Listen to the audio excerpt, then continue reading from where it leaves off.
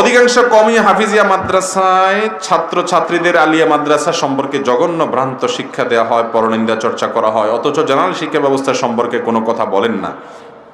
তাহলে কি আমরা কোন পথে যাব এবং তাদের সম্পর্কে আমাদের কি বিশ্বাস রাখা হবে? ভাইরা আমার, কওমি আলিয়া এই দুই প্রতিষ্ঠানই ইসলামের প্রতিষ্ঠান। একটাকে আরেকটার শত্রু মনে করা এটা অজ্ঞানতা। এটা কি? এক সময় এদেশে আলিয়া মাদ্রাসাই ছিল বেশি, বরং আলিয়া মাদ্রাসাই ছিল এক সময়। আলিয়া মাদ্রাসা থেকে অনেক বড় বড় আলেম তৈরি হয়েছেন।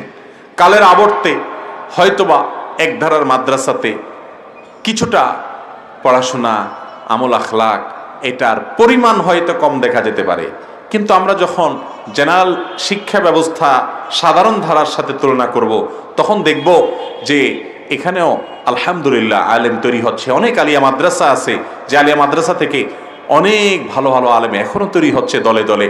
আবার কওমি মাদ্রাসাও কালের আবর্তে সব সময় যে এর ধার, এর যে ঐতিহ্য, এর আমলি পরিবেশ, পড়াশোনা সবসময় যে একরকম থাকবে তা নয়। অবস্থার অবনতি, ভালো মন্দ বিভিন্ন সময় আল্লাহ তাআলা কাকে দিয়ে কতক্ষণ কতটুকু কাজ নেবেন সেটা আল্লাহ ভালো জানেন। কিন্তু কওমি হয়ে আলিয়াকে প্রতিপক্ষ মনে করা, আলিয়া হয়ে কওমিকে প্রতিপক্ষ মনে করা, ভাইরা আমার, এটা অজ্ঞানতা ছাড়া আর কিছু নাই। আমি গত পরশুদিন পঞ্চগড়ে গিয়েছি, এক আলেম এসে আমাকে বললেন, ভাই আপনি যে মাদ্রাসার মাহফিলে আসছেন, আপনি কি জানেন এটা আমাদের মাদ্রাসা না? আমি বললাম কাদের? কাদিয়ানীদের? না না সেটা না। তাহলে কাদের? খ্রিস্টান মিশনারিদের? না সেটাও না। আমি বললাম পুরাই উত্তর অঞ্চল ধ্বংস করে ফেলেছে এই সমস্ত ষড়যন্ত্রগুলো, সেটা নিয়ে আপনার মাথা ব্যথা নাই? আপনার সাথে একটু ভিন্ন মত আছে, আপনি বলতেছেন এটা আমার না। আমি তো মনে করি এটাও আমার, এটাও আমার। মুসলমান ছোট কলিজার হবে না, তার কলিজাটা একটু বড় হবে। আপনি একটা ধারাকে উপকারী মনে করেন, আলহামদুলিল্লাহ সে ধারা খেদমত করেন, আরেক ভাইকে তাচ্ছিল্য করবেন না। ভাইয়েরা, আমরা বহু কামড়াকামড়ি করছি, বহু এরকম রেশারেশি করছি, বহু একে অন্যকে তুচ্ছ তাচ্ছিল্য করছি, নিজেকে শ্রেষ্ঠ মনে করছি। এর দ্বারা ইসলামের কোনো ফায়দা হয় নাই, নফস এবং প্রবৃত্তির পূজা হয়েছে শুধুমাত্র। অতএব এই সমস্যা শুধু কোনো বিশেষ কওমি মাদ্রাসা যদি কোথাও হয়ে থাকে তো শুধু সেখানেই আছে তা না। হতে পারে কোনো আলিয়া মাদ্রাসাতে পড়ুয়া ভাই কওমি আলা ভাইদেরকে মনে করে সে আমার প্রতিপক্ষ। ভাইরে, নিজের ভাইকে প্রতিপক্ষ বানাচ্ছেন কেন? কওমি হোক আর আলিয়া হোক, এই সবগুলো আমাদের প্রতিষ্ঠান, এই সবগুলো ওলামায়ে কেরাম তৈরির কারখানা। আমরা কোনোটা নিয়ে গর্ব করার সুযোগ নাই। আল্লাহ তাআলা আপনাকে নিয়ে আজ বেশি কাজ নিচ্ছে, কালকে আল্লাহ না করুক আরেকজনকে নিয়ে আল্লাহ কাজ নিতে পারেন। আল্লাহ কখন কার কাছ থেকে কাজ নেবেন এটা আল্লাহর ফয়সালা, ঠিক না ভাই? ঠিক। অতএব আমরা ব্যক্তিগত ভাবে এসব নিয়ে রেশারেশি করবেন। এলাকাতে আলিয়া এবং কওমি মাদ্রাসা, আলিয়া মাদ্রাসার ভাইয়েরা কওমিতে যাবেন, তাদের প্রোগ্রামে যাবেন, কওমি মাদ্রাসার ভাইয়েরা আলিয়া মাদ্রাসার প্রোগ্রামে আসবেন, একে অন্যকে সহযোগিতা করবেন, কারণ আমরা সবাই আল্লাহর জন্য একে অন্যকে ভালোবাসবো। তাআবানু আলাল বিররি ওয়াত তাকওয়া, আল্লাহ বলেছেন ভালো এবং তাকওয়ার কাজে একে অন্যের সহযোগী হও। আর শয়তান আমাদেরকে প্রতিপক্ষ বানায় রাখছে, ঠিক না ভাই? ঠিক। আমাদের সামনে যে চ্যালেঞ্জগুলো আছে, ওই চ্যালেঞ্জগুলো যদি আমরা জানতাম তাহলে এই রেশারেশি করতাম।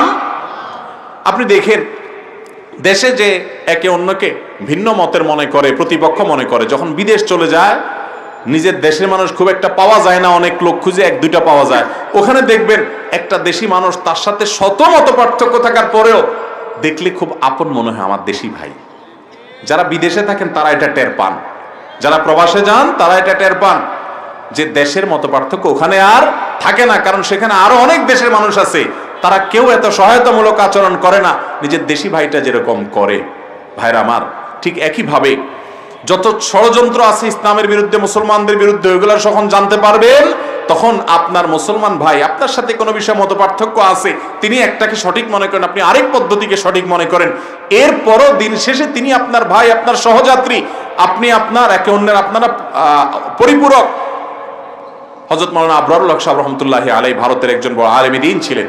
তিনি বলতেন, দিন কে হর কাম করনে ওয়ালোं को রফিক সমঝো ফরিক না সমঝো।